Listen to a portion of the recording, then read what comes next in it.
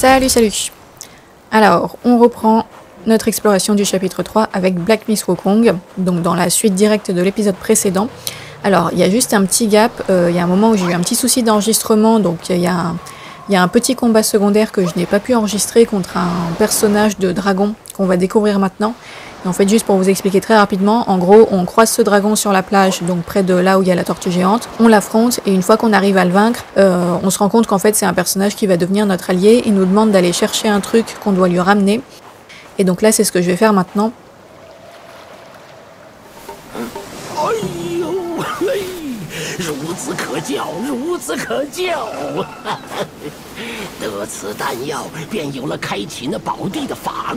这画中圣境，乃是我等合力打造的世外桃源。猴子既已归位，六丁六甲也当重聚了。哈哈哈哈哈哈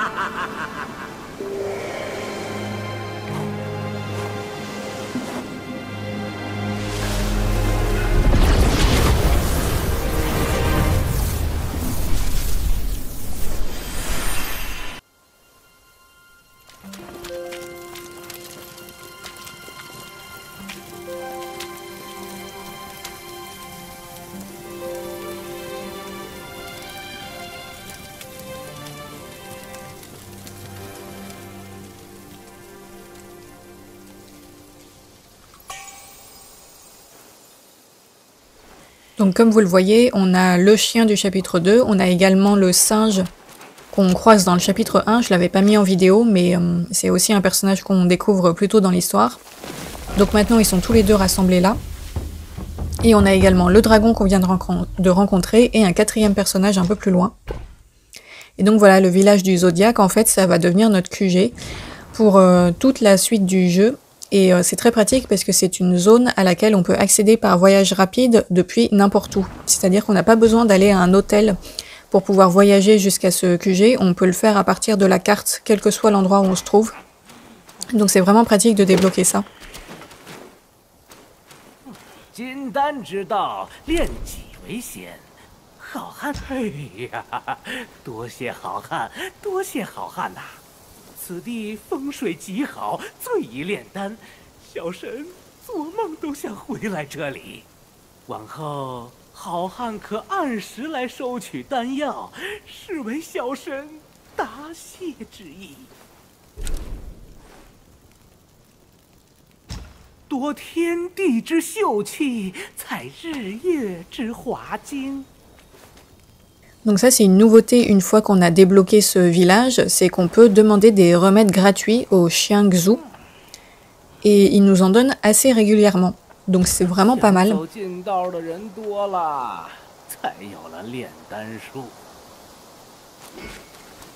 Et donc le singe chêne qu'on rencontre pour la première fois dans le chapitre 1, c'est celui qui améliore les gourdes et les boissons.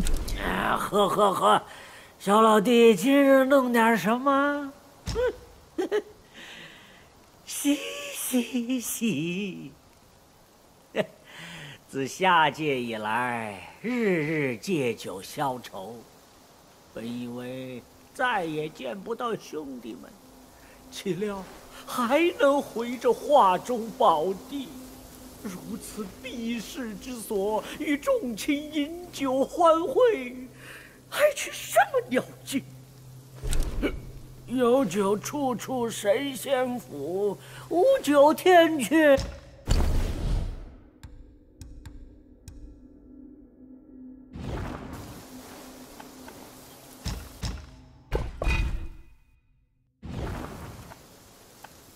下回试试，一气猛喝几口。哎呦！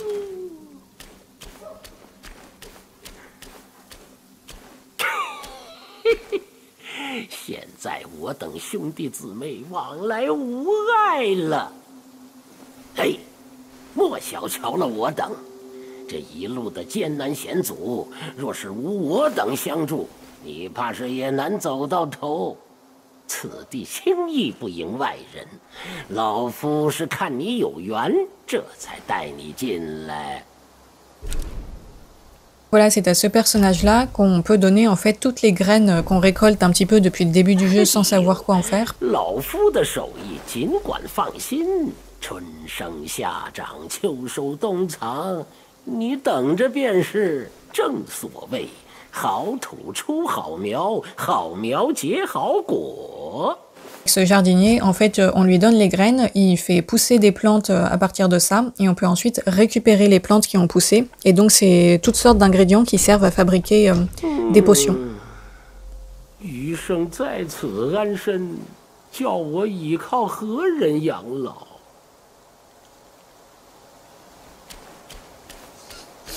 Donc à chaque fois, il faut attendre un petit peu que les plantes aient poussé, mais c'est assez rapide. À chaque fois que je reviens dans le village, en général, j'ai des nouvelles plantes qui sont disponibles.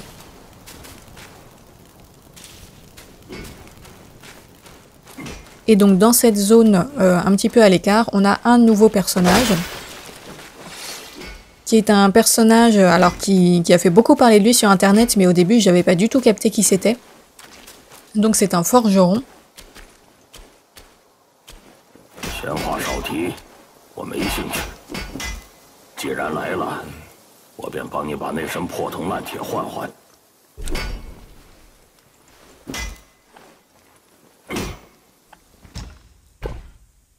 Donc voilà, on peut lui acheter quelques ingrédients, bon alors pas des masses, créer des armes ou des armures comme ce qu'on peut faire au niveau des hôtels, mais aussi améliorer les armures, ce qu'on ne peut faire que à cet endroit-là. Après les améliorations, il faut faire attention parce que ça coûte très très cher. Donc il faut vraiment le faire si on est sûr de vouloir investir dans une armure particulière. 金盔贯甲，更胜从前。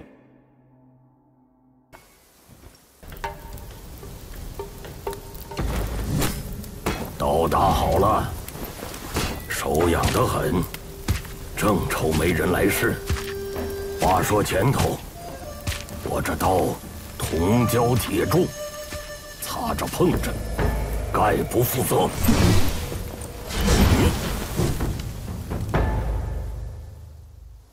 Et donc la particularité de ce personnage, c'est qu'on peut le défier au combat.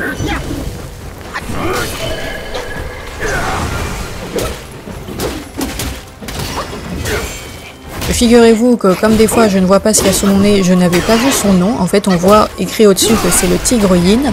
Le Tigre Yin est très connu sur internet pour être un boss particulièrement difficile. En tout cas quand on l'affronte au moment de sa découverte, c'est-à-dire... donc là par exemple je suis niveau 53. Donc en général il est conseillé d'avoir un niveau plus élevé pour l'affronter. Mais bon moi voilà, je n'avais pas capté que c'était lui, donc j'ai tout de suite essayé de l'affronter en étant au niveau 53.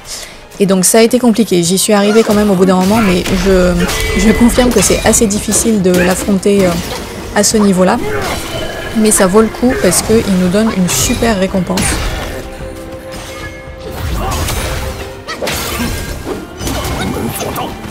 Le sort d'immobilisation ne fonctionne pas très bien sur le Tigre Yin, puisqu'en fait, quand on l'immobilise, on ne peut le frapper qu'une seule fois. Après ça, il disparaît immédiatement. Et donc c'est un boss qui se téléporte énormément. Il n'arrête pas de disparaître et de réapparaître. Et il a des combos qui sont assez longs. Et surtout ce qui m'a posé problème pendant un long moment, c'est qu'il a beaucoup d'attaques très délayées. Donc ça c'est un peu mon grand souci dans Black Myth Wukong, c'est que j'ai du mal avec les attaques délayées, où il faut vraiment attendre avant d'appuyer sur le bouton d'esquive. Et lui il en fait plein.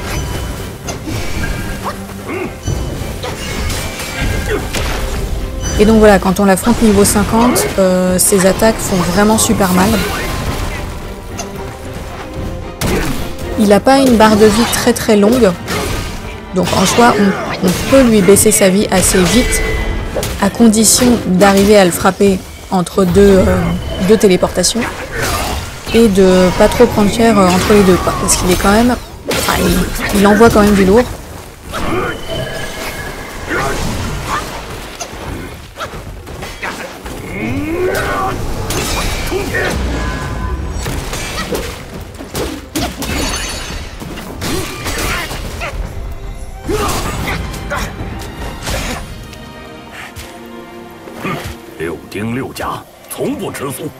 跟他比，你还差得远。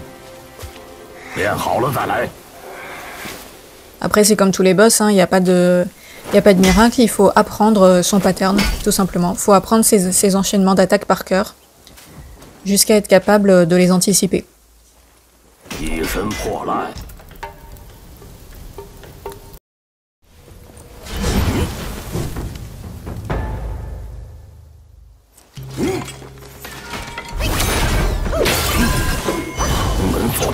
Alors par contre, j'ai mis vraiment hyper longtemps à comprendre pourquoi l'immobilisation ne marchait pas. En fait, j'avais pas... Des fois, je réfléchis pas trop, mais je continuais à essayer d'utiliser immobilisation alors que je voyais bien que ça marchait pas, mais j'étais un peu bornée. Et en fait, c'est par la suite que j'ai vu un commentaire sur internet qui disait qu'on ne peut lui mettre qu'un seul coup avant qu'il disparaisse et que donc il vaut mieux charger son attaque plutôt que d'essayer de lui faire un enchaînement de combos.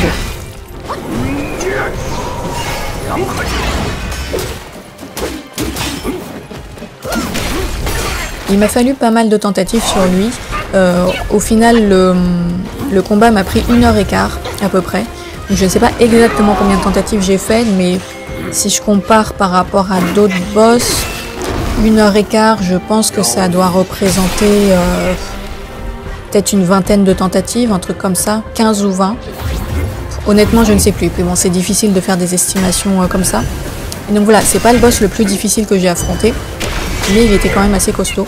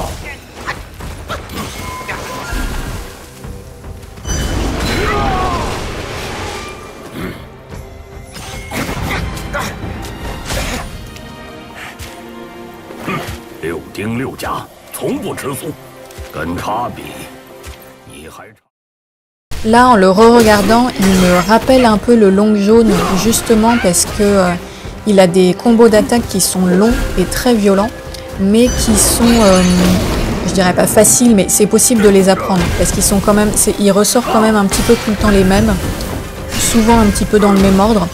Donc si on fait l'effort d'apprendre vraiment son pattern, ça devient beaucoup plus facile d'esquiver ses attaques. Bon, là, à ce stade, je n'y arrivais pas du tout.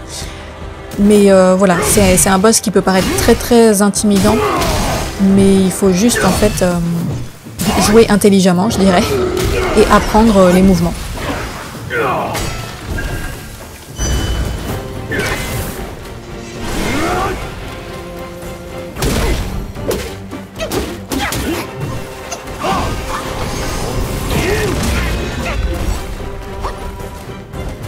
Bon, l'avantage, c'est que quand on perd, on réapparaît exactement au même endroit. On n'a pas tout un chemin à refaire pour rejoindre l'arène. Donc c'est pour ça que je me suis un peu acharnée et que j'ai réessayé pas mal de fois.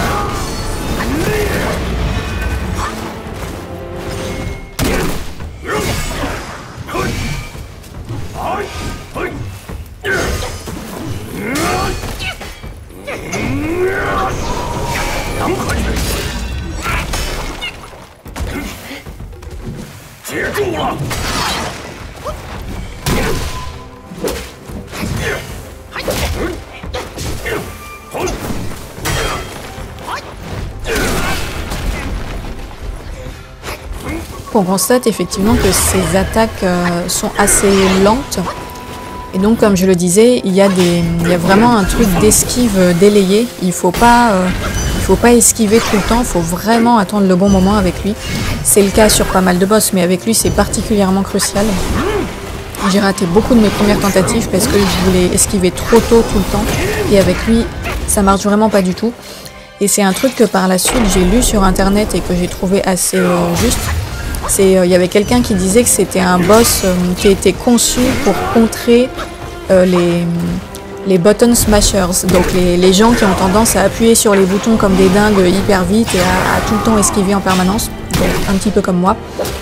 Et ben là c'est un boss qui t'empêche de faire ça en fait. Quand tu fais ça avec lui ça ne marche pas parce que ses attaques sont délayées, quasiment toutes ses attaques sont assez lentes et donc ça oblige vraiment à ne plus se reposer sur la facilité d'appuyer sur les boutons tout le temps un petit peu de façon hystérique.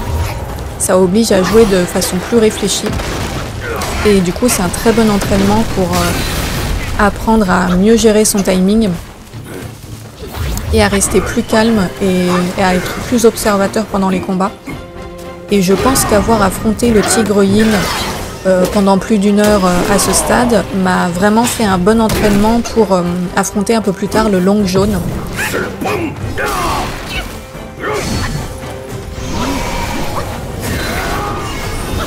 Le long jaune qui était beaucoup plus compliqué, mais qui aurait pu l'être encore plus si je m'étais pas entraîné en premier sur le tigre Yin à mon avis.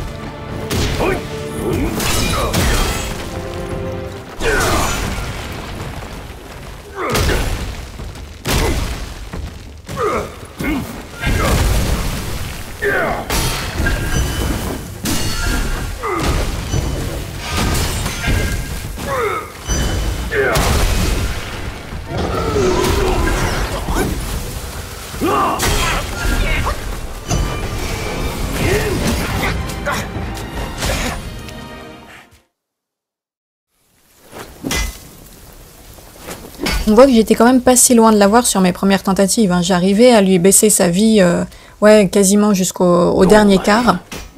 Donc j'étais pas si loin.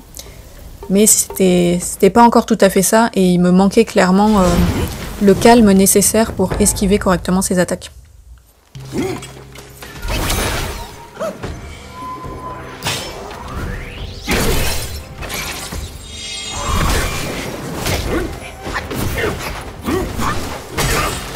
En tout cas, c'est un personnage que je trouve très chouette, qui est assez charismatique, et qui a ce côté comme ça très sérieux, qui te gronde quand tu essayes d'utiliser tes sortilèges en te disant qu'en gros c'est de la triche. Voilà, j'ai bien aimé un peu ce côté... comment dire, il a presque un côté un peu gatekeeper.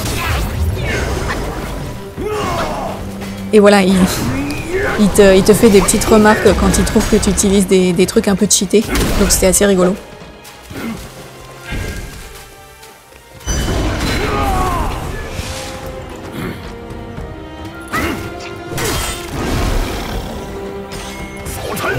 Après, en même temps, il nous fait des remarques, mais lui-même, il passe son temps à disparaître et à se téléporter partout, ce qui est complètement cheaté aussi. Donc, en soi, est-il vraiment bien placé pour nous faire des critiques? Je n'en suis pas sûre.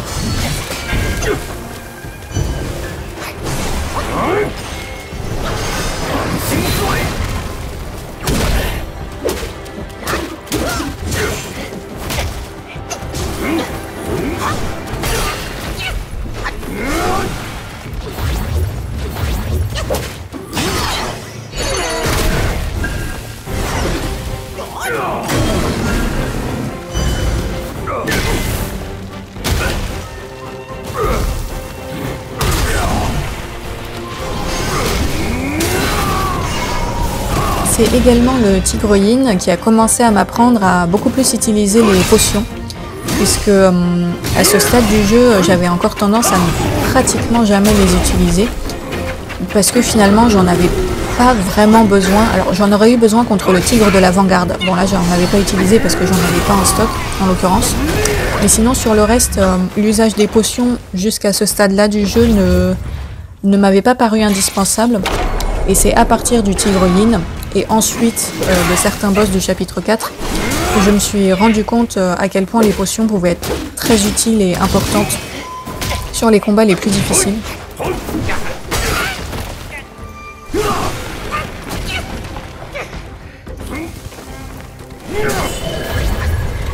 je dirais que c'est un premier...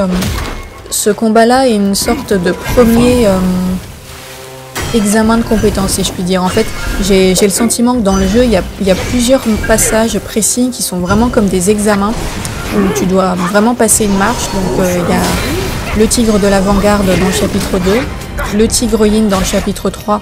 Alors sachant que ce tigre-là, il est optionnel, donc on peut très bien choisir de ne pas l'affronter du tout si on n'a pas envie, ou de l'affronter mais beaucoup plus tard, si on veut revenir avec un niveau plus élevé. Mais en tout cas, si on décide de l'affronter tout de suite, je trouve qu'il fait aussi lui un bon examen.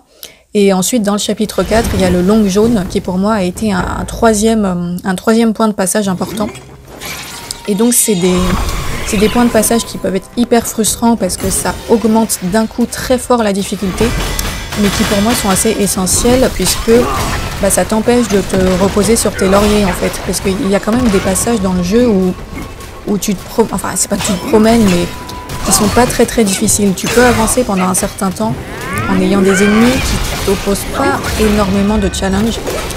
Et c'est avec ces boss là en fait que d'un coup ça t'oblige à refaire des efforts, à repenser ta stratégie, à mieux utiliser ce qui est à ta disposition plutôt que de tout le temps faire la même chose et te reposer sur une stratégie que tu utilises un peu en mode automatique depuis le début. Là, ces examens de compétences sont vraiment des façons de progresser en fait. Ça nous oblige à progresser pour réussir à les passer. Et du coup, je trouve que c'est vachement important parce que ça nous prépare pour la suite du jeu, étant donné que ça devient ensuite de plus en plus difficile. Et c'est pour ça que même si certains d'entre eux sont des boss optionnels, je pense que c'est vraiment bien d'aller les affronter, de s'obliger un peu à les affronter, parce que je pense que si on ne les fait pas, si on ne passe pas ces examens, eh ben, à mon avis, on peut vite se retrouver en difficulté dans l'histoire principale, parce que on n'aura pas, on se sera pas assez amélioré en fait, on se sera pas obligé à s'améliorer et à vraiment développer des nouvelles compétences.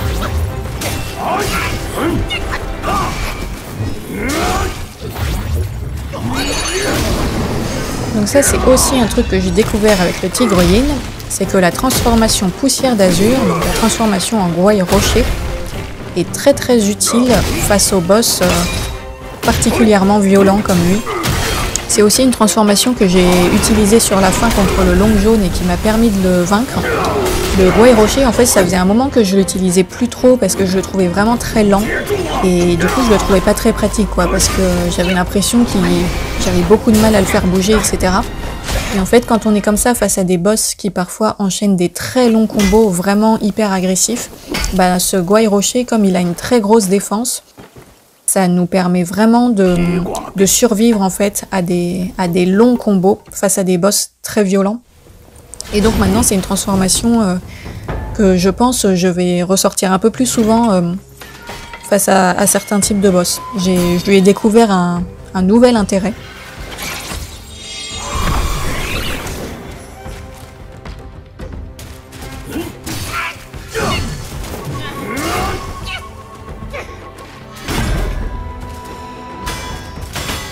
Et donc là on voit une autre particularité du tigre yin, c'est qu'il est capable de bloquer beaucoup d'attaques. Je ne me rappelle pas s'il y avait d'autres boss avant ça qui faisaient autant de blocage, en tout cas chez lui ça m'avait beaucoup marqué. Il a vraiment cette capacité à encaisser pas mal d'attaques et en fait ça lui donne une sorte d'avantage puisque les attaques qu'il encaisse, il les transforme en puissance qui nous rebalance dans la figure. Je ne m'en étais pas du tout rendu compte sur le coup, c'est une réflexion que je me suis faite plus tard. Mais donc ça nécessite aussi de faire assez attention. Et je pense que c'est aussi quelque chose que les développeurs ont mis pour contrer un petit peu les joueurs ultra agressifs qui essayent de taper sans s'arrêter et sans faire très attention à la pertinence en fait de leur moment d'attaque.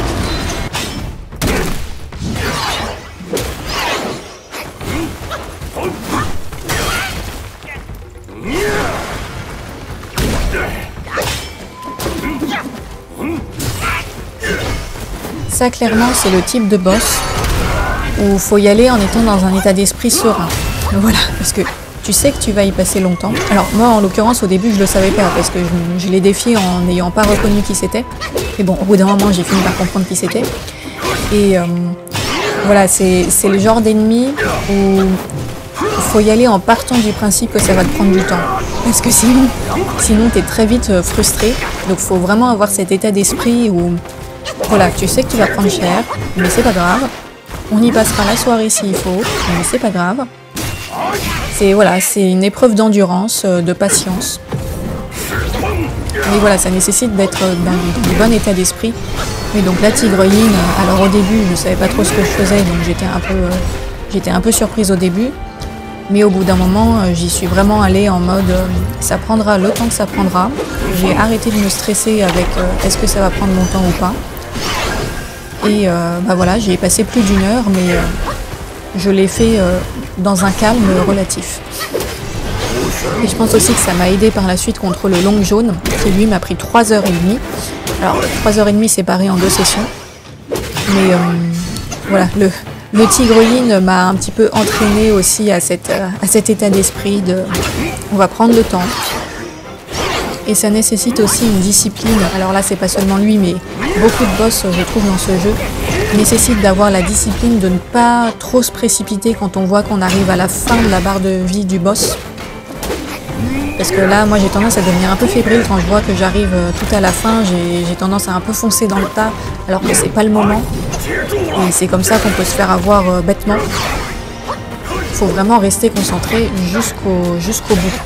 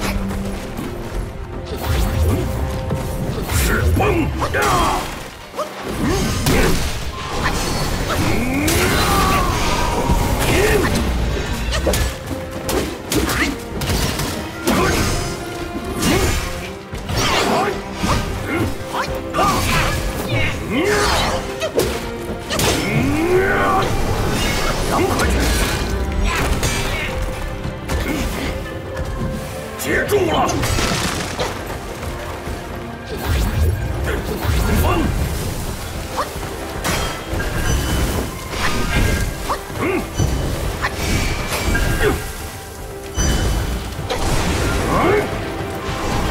恒星水！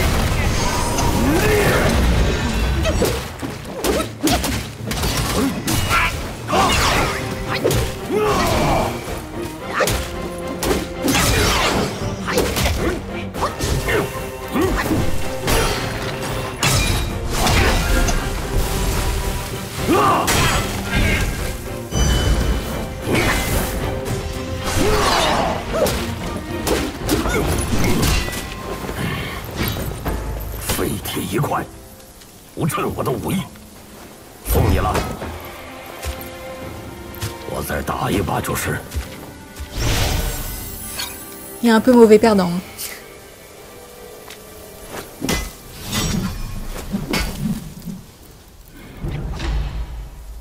Et donc voilà, une fois qu'on arrive à le vaincre, on gagne une nouvelle transformation qui est la transformation anti-Groyin, qui est une bonne transformation. Il faut apprendre un petit peu comment l'utiliser de façon optimale, mais elle est vraiment pas mal.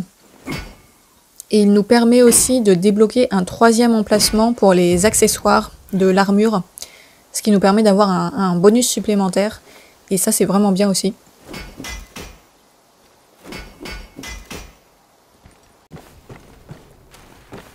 On reprend, alors j'ai fait un petit, c'est un petit peu coupé au montage, mais donc on reprend un tout petit peu plus loin dans le chapitre 3, donc on est sorti du village du Zodiaque, on est de retour dans la zone de la montagne enneigée sur la rive nord du lac. Et donc si on avance un petit peu plus loin, voilà, on arrive dans cette zone montagneuse pour poursuivre l'histoire principale.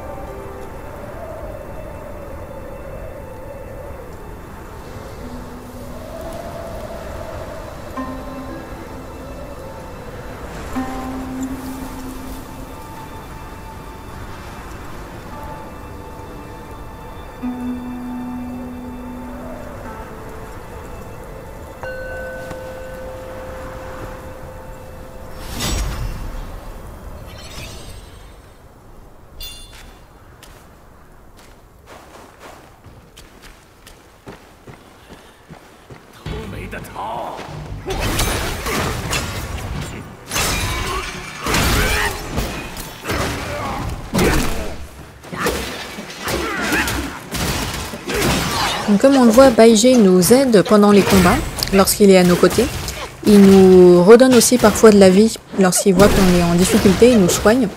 Donc ça c'est plutôt sympa, mais ce qui est bien aussi je trouve, c'est que il nous aide un petit peu, mais pas trop. C'est-à-dire qu'il va pas aller défoncer tous les ennemis à notre place. Il nous laisse quand même un peu le champ libre pour faire le maximum du travail. Il nous apporte seulement une aide, je dirais pas accessoire, mais voilà, il nous aide un peu, mais il prend pas trop le pas sur le personnage principal.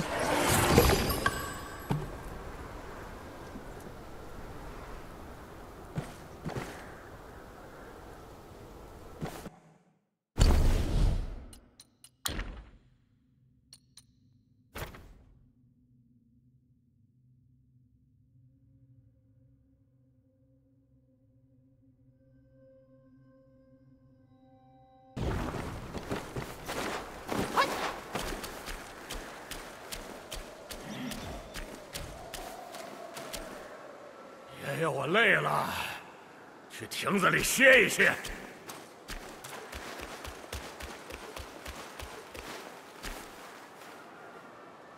喂，你的鬼娃，又是哪儿冒出来的山精树鬼？嘘，我在细细端详对面的大佛，你看他的肚脐眼儿有这么大，比我比你还大好几圈。大佛？哪儿来的大佛？你看不见佛，因为你心里无佛，无佛可拜，自然眼瞎。我堂堂净坛使者，什么大佛小佛没见过，你才眼瞎。不知先拜拜面前的活菩萨。心诚则圆道，圆道则佛现。两位施主，不妨在四处找找，好好拜拜。找个屁！见庙就进，见佛就拜，不分真假黑白，那是我师傅。我老朱，平生最嫌这些表面功夫。心不诚，山不开；心若诚，路自来。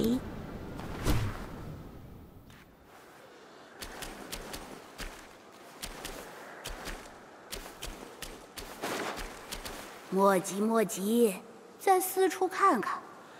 欲要做佛事，须有净佛心。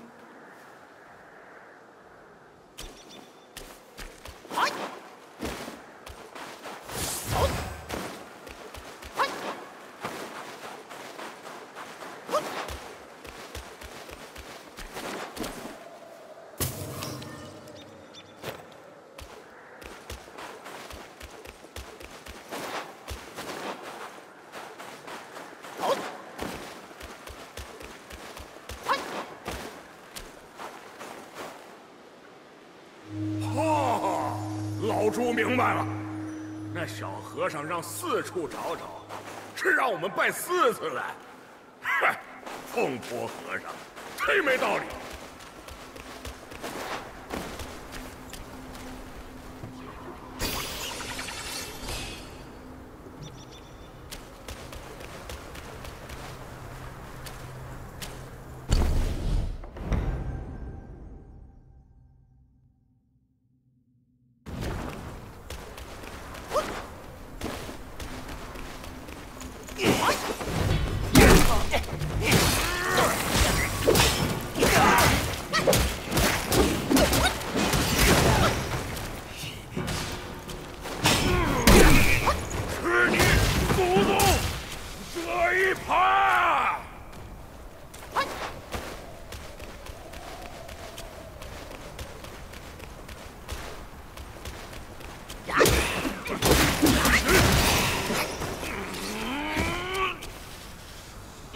后生，做个样子便好。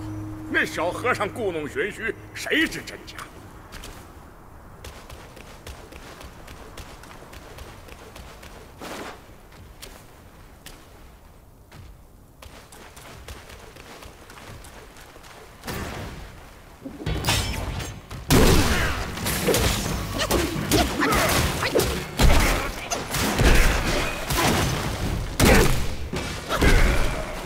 为人为撤，叔叔我且帮你一把。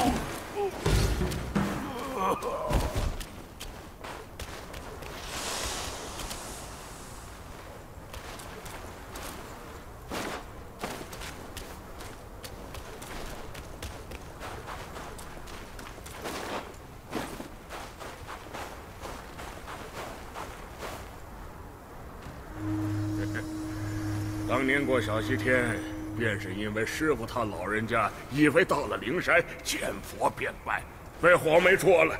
切，老朱可不上当。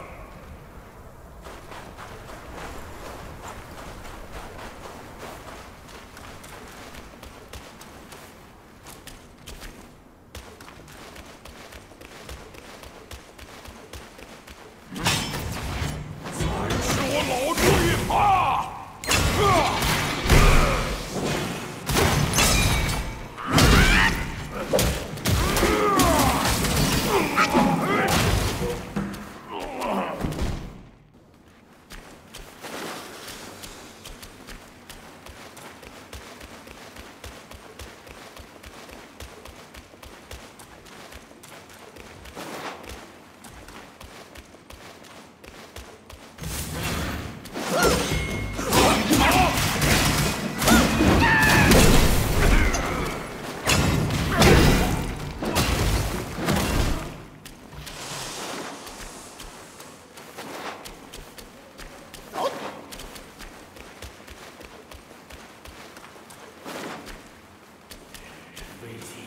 在此之人，不知死活，拿命来！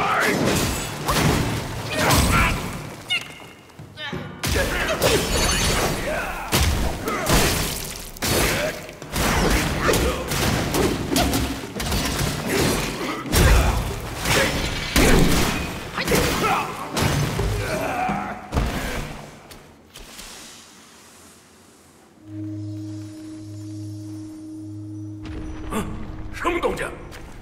定又是那小和尚耍把戏，办什么办？回去瞧瞧。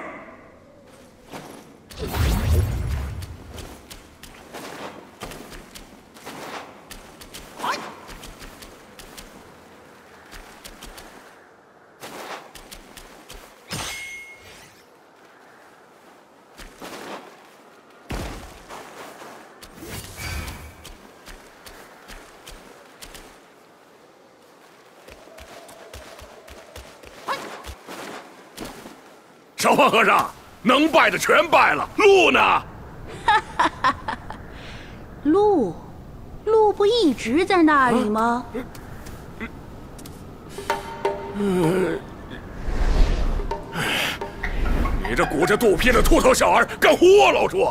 全是光溜溜的山，哪来的鹿？哎，他有慧根，你心不成。成你个奶奶！哦。你莫不是那老贼变的，专来作弄人来？吃我一盘！不拜就不拜，这般气急败坏，修养还不如身边小辈。修是不修？气岔老猪！此路不通，爷爷我攻也攻出一条路来。你先行一步，我们在山顶会合。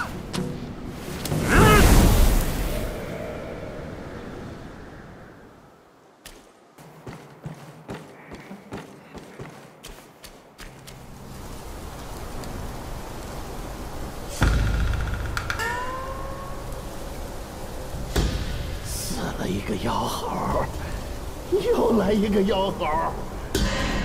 等剥了你这张脸，我也去当个天命人玩玩。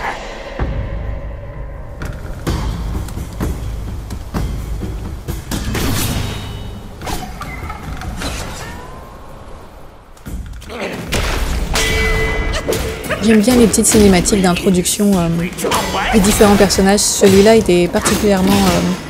Enfin, cette introduction-là était bien réussie.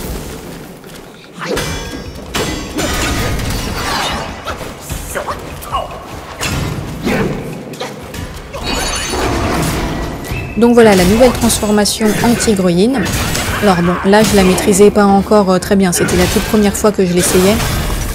De façon générale, il me faut un peu de temps pour comprendre comment utiliser les transformations. Là encore, lors de ma dernière session, donc en milieu de chapitre 4, je viens de découvrir encore un truc sur les transformations que j'avais jamais vu avant.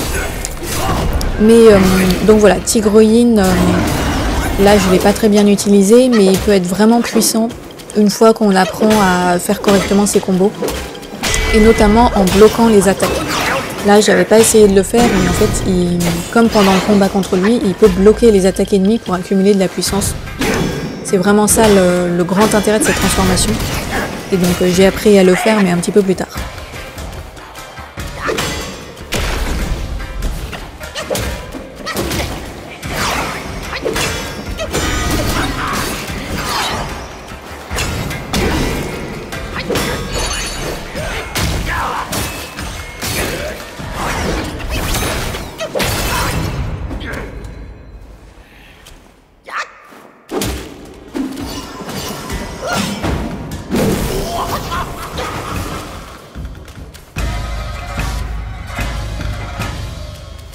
Donc lui fait partie des ennemis qu'on affronte une première fois, puis qui s'enfuit, et qu'on affronte une deuxième fois un petit peu plus tard. Il y en a quelques-uns dans le jeu qui sont comme ça. On va retrouver ce personnage plus loin.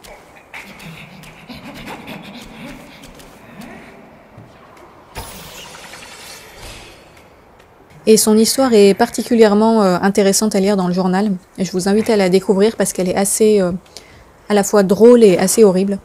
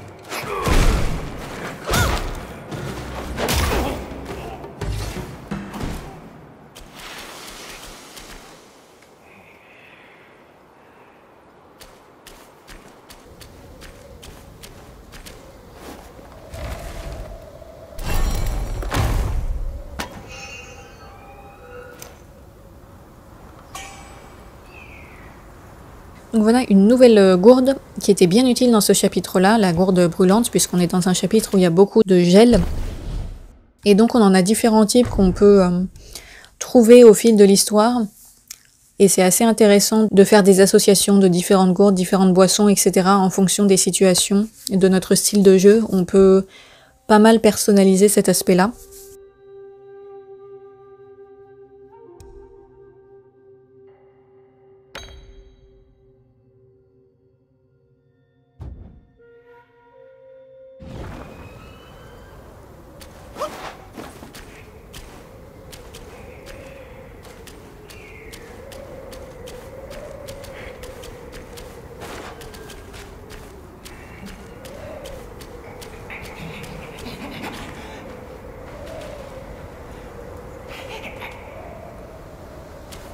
Alors ce petit personnage de singe, à chaque fois, il vient nous déposer un objet, un skanda.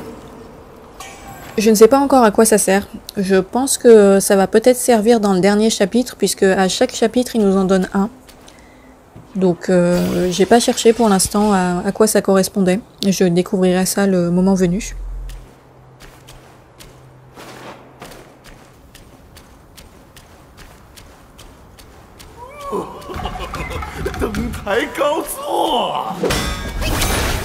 Donc revoilà le nom blanc. Deuxième phase du combat, plus difficile que la première, et pour être tout à fait honnête, bon, on va le voir, mais il m'a fallu 2 tentatives. Je sais pas pourquoi j'ai pas réussi à l'avoir du premier coup. J'ai été perturbée, je sais pas, j'ai été perturbée par son style d'attaque, j'arrivais pas à timer ses mouvements. Il y a des ennemis comme ça qui sont pas censés être très compliqués, mais sur lesquels je galère un peu.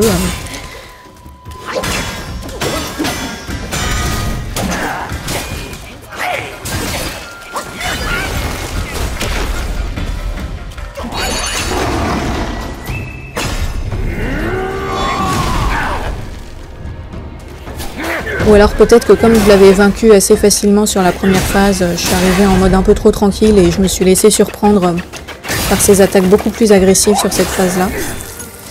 Je ne sais pas.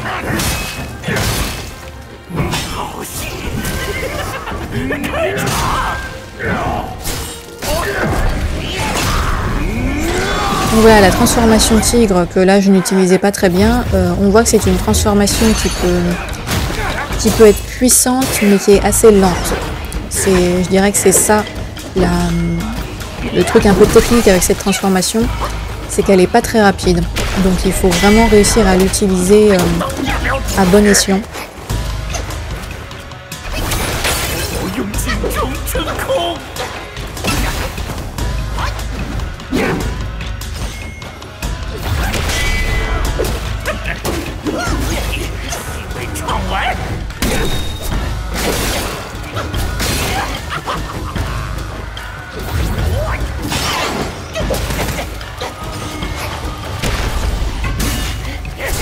Et ouais, lui en fait, quand il a commencé à sortir ses attaques de poison, il était très rapide, assez violent. Le poison m'a vraiment défoncé ma santé. Enfin, ouais, j'ai pas été bonne sur ma première tentative. Je me suis laissée complètement...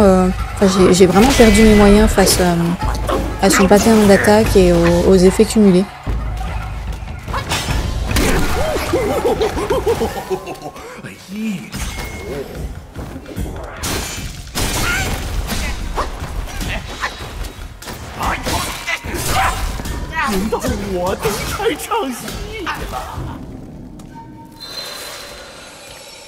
Alors lui pour le coup faut faire un petit bout de chemin pour aller le retrouver, pour pouvoir le réaffronter, donc heureusement qu'il m'a fallu que 2 essais.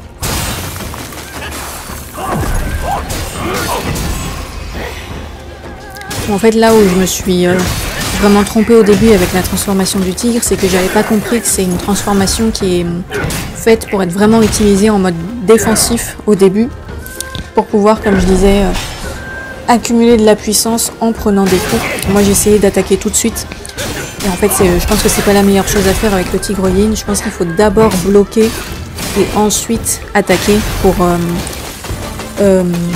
déchaîner vraiment son pouvoir.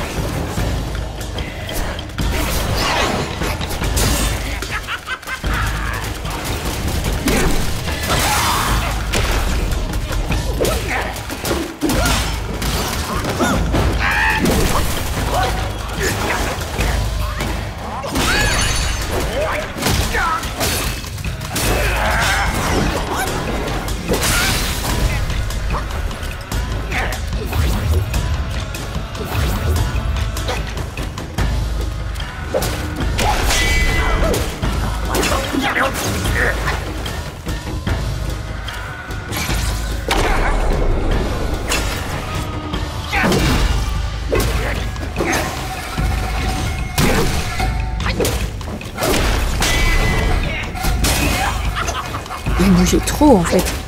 Il bougeait tout le temps, partout. C'était difficile de le toucher des fois.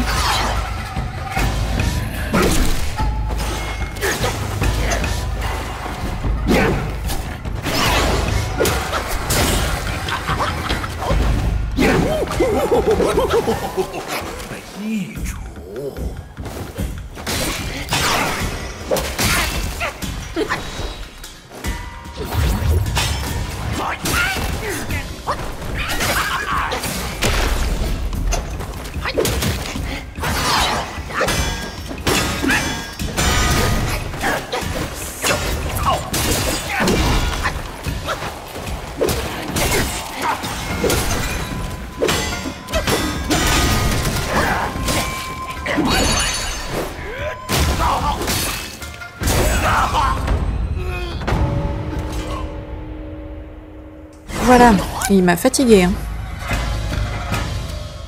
Du coup, il a fusionné dans la roche pour finir.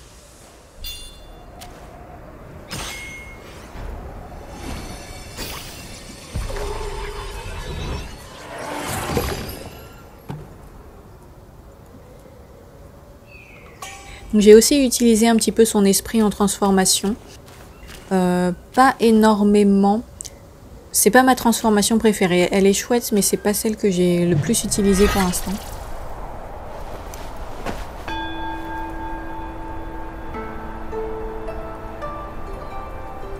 On a bien mérité un peu de méditation après tout ça.